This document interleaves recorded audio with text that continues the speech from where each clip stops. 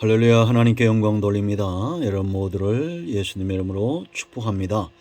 오늘도 하나님께서 준비하신 은혜와 응답이 저와 여러분의 삶을 사로잡기를 사모합니다. 여호와 이레입니다. 자, 오늘은 시편 23편 5절 말씀 묵상합니다. 기도합니다. 하나님 감사합니다. 영광을 받으시기에 합당하신 우리 하나님께 영광과 감사를 올려드립니다.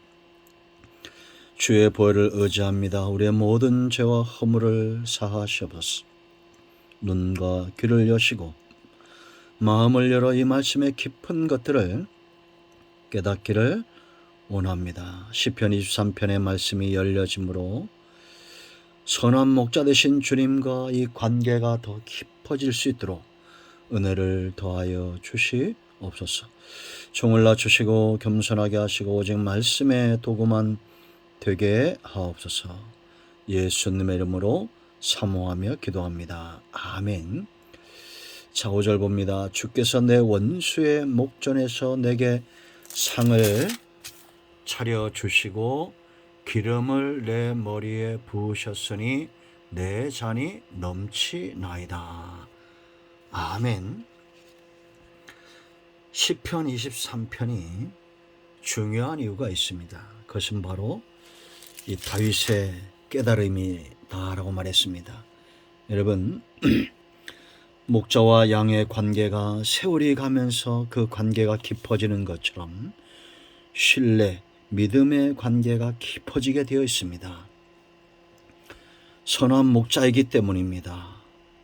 선한 목자의 손길은 양들로 하여금 그 신뢰, 그 마음을 얻을 수밖에 없다라는 겁니다. 다윗은 지금 그가 목자이면서 양을 양육할 때 하나님과 자신의 관계가 이런 거구나 깨달은 겁니다. 선한 목자는 우리를 부족함이 없게 합니다. 쉴만한 물가, 푸른 초장으로 인도해 갑니다. 그런가 하면 양들의 건강에 신경 쓰듯이 영혼을 소생시키고 의의 길로 인도하고 사망의 음침한 골짜기에서도 목자는 양을 오히려 더 애지중지 보살피고 집중하고 있다는 겁니다. 이걸 깨달은 거예요. 저는 지금도 여전히 하나님께서 우리 가운데 이렇게 행하심을 믿습니다. 그러므로 신앙생활을 잘 하시는 분들은 시간이 갈수록 하나님과의 관계, 선한 목자이신 예수님과의 관계에 더 그 신뢰와 믿음이 깊어질 수밖에 없습니다. 그 손길을 체험하고 있기 때문입니다.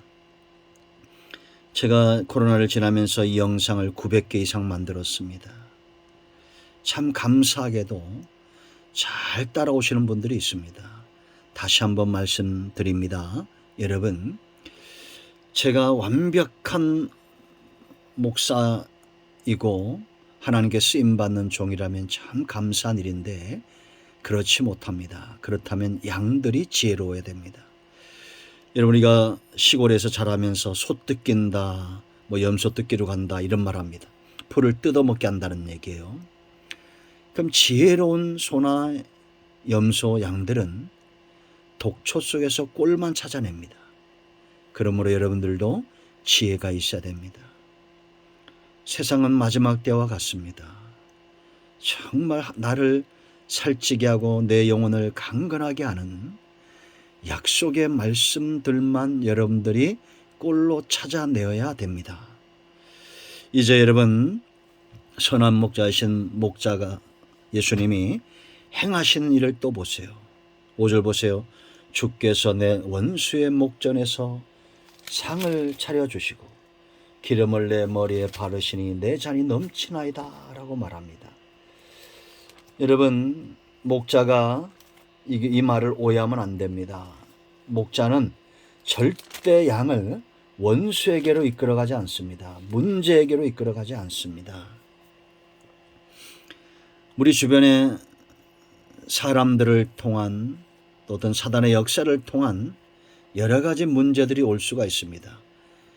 그럴 때 여러분들은 기억해야 됩니다. 모든 것은 협력하여 선을 이룬다. 이런 상황에서도 하나님은 나와 함께 하신다. 목자가 양을 이리에게로 끌고 가는 것이 아니라 이리나 늑대가 양을 쫓아오는 겁니다. 목자는 푸른 풀과 쉴만한 물가로 양을 이끌어가죠. 양은 평생에 그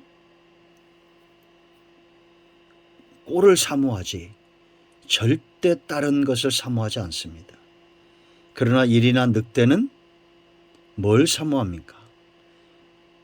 양고기, 양을 잡아먹죠. 이게 다른 겁니다. 그러므로 정상적인 성도는 복음적인 교회에서 말씀을 깊이 묵상합니다. 은혜를 사모하죠. 그러나 신천지나 이단들 보세요. 양들을 노리죠. 잘못된 겁니다. 이단이기 때문에 그런 겁니다. 그러므로 우리는 이런 걸 이상히 여기지 말아야 됩니다. 내가 양이기 때문에 맹수들이 나를 넘어뜨리는구나. 신앙생활 할수록 이런 도전은 큽니다. 여러분, 아브라함 보세요. 이삭, 요셉, 다윗, 수많은 신앙의 선조들이 어려움을 당하죠. 사탄의 충복들이 있잖아요. 가인 같은, 에서 같은, 사울 같은 이런 사람들. 두 라인이 있다고 그랬습니다. 아브라함의 라인이 있고 그런가 하면 가인의 라인이 있습니다. 우리는 선한 목자이신 주님과 동행하는 아브라함과 다윗의 자손 예수 그리스도의 세계 속에 있는 존재들입니다. 이제 이런 원수들이 나타날 때 목자가 어떻게 치유하시는가? 상을 베풀어 주신다. 내 원수의 목전에서 내게 상을 차려주시고 그랬습니다. 여러분, 놀랍지 않습니까? 이리에게 쫓기던 양이 이제 피할 곳은 한 곳뿐이에요. 두 곳도 아닙니다. 한 곳입니다. 목자의 품이죠. 그러므로 여러분, 주저할 필요가 없습니다. 목자에게로 달려가면 되는 겁니다. 그러면 양에게 상을 베풀어 주는 거예요. 좀 전과는 완전히 다른 상황이 되는 겁니다. 그러므로 여러분, 원수에게 쫓길 때는 하나님께 달려가십시오. 그리고 반등하십시오. 그 상을 누리고 응답을 누리고 목자로 인하여 성공함으로 원수들 앞에 보란듯이 일어서야 됩니다. 이 당시 팔레스타인의 풍습에서 보면 원수에게 쫓기던 사람이 자기를 보호해 줄 수 있는 근족, 막대한 권력을 가진 자에게 그 집으로 도망을 갑니다. 이 도피성도 같은 거죠. 그 집 문지방을 넘어서는 순간 원수는 이제 그 주인의 몫이 되는 겁니다. 원수는 넘어 들어설 수 없어요. 왜냐? 그 주인을 상대해야 되기 때문입니다. 저와 여러분이 예수 그리스도를 도피처 삼고 주님께 피하면 그 순간부터 이제는 주님과 내 원수와 피해 보자의 싸움이 되는 겁니다. 그러므로 여러분, 두려워하지 마세요. 주님께 피하기를 지체하지 마세요. 우리가 달려가면 잔치상을 베풀어 주실 겁니다. 그리고 거기 보면 기름을 바르신다. 기름을 내 머리에 부으셨다라고 말합니다. 목자가 양에게 기름을 바를 때는 두 가지 이유가 있답니다. 첫째는 기름과 유향을 섞어서 얼굴에 발라주는데, 이는 파리나 해충, 이런 진드기 같은 나쁜 해충들로부터 이러한 것들이 코나 귀로 들어가지 못하도록 방지한다는 거예요. 위험하겠죠. 저도 그 동물의왕국에서 본 적이 있습니다. 사자 같은 강한 그런 동물도, 누 같은 그런 속가의 동물도 귀에 뭐가 들어가니까 뱅뱅뱅 돌다 죽더라고요. 해충이 들어가지 못하도록. 둘째는 치료용입니다. 양의 상처난 곳에 기름을 발라는데 특효약으로 쓰였다는 겁니다. 성도에게 있어서 기름 부으심은 축복입니다. 성령의 기름 부으심이죠. 성령 충만하면 온갖 기생하는 해충들이 접근할 수 없어요. 사탄의 역사와 성령의 역사는 상극이죠. 여러분 성령 충만함을 사모하십시오. 그래야 원수마귀가 물러가는 겁니다. 여러분 한 번 받았으면 되지 아니에요. 계속해서 충만함을 사모해야 됩니다. 치료의 광선이 하나님으로부터 우리에게 옵니다. 성령 하나님의 놀라우신 역사 가운데 치유함을 받고 말라기 4장 2절처럼 외양간에서 나온 송아지처럼 뛰는 은혜를 누리시기를 축원드립니다. 세 번째, 내 잔이 넘친다라고 말했습니다. 이 말씀이 중요한데요. 이렇게 도망 온 손님에게 잔치를 베풀어주고 이 잔치 자리에 이 사랑하는 친구가 오래 머물도록 이 벗에게 주인이 잔을 채워주는 겁니다. 너 떠나지 말라고. 이 잔치에 나와 함께 하자고. 떠나면 원수가 피해 보수자가 너를 기다리고 있다는 겁니다. 여러분 주님의 마음을 다윗이 안 겁니다. 너 나를 떠나지 마라. 나와 함께 하자. 도피성 되신 주님과 함께 하자라는 겁니다. 여러분 잔이 넘치고 있습니까? 주님 가까이 가십시오.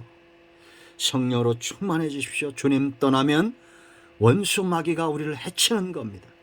도피성 되신 주님과 항상 동행하는 저와 여러분 되기를 축원드립니다. 원수를 두려워하지 말고 원수로 인하여 오히려 선한 목자신 주님과 더 깊은 관계, 신뢰가 깊어지기를 축원드립니다. 아멘. 기도합니다. 예수님의 이름을 의지하여 기도합니다. 이 말씀대로 되게 하여 주시옵소서. 우리 가운데 마음이 상한 자, 병든 자 치유하시고 회복시켜 주시기를 원합니다. 예수님의 이름으로 사모하며 축복하며 치유하며 기도합니다. 아멘. 할렐루야. 응답이 오늘도 저와 여러분의 가정에 임하였습니다. 아멘.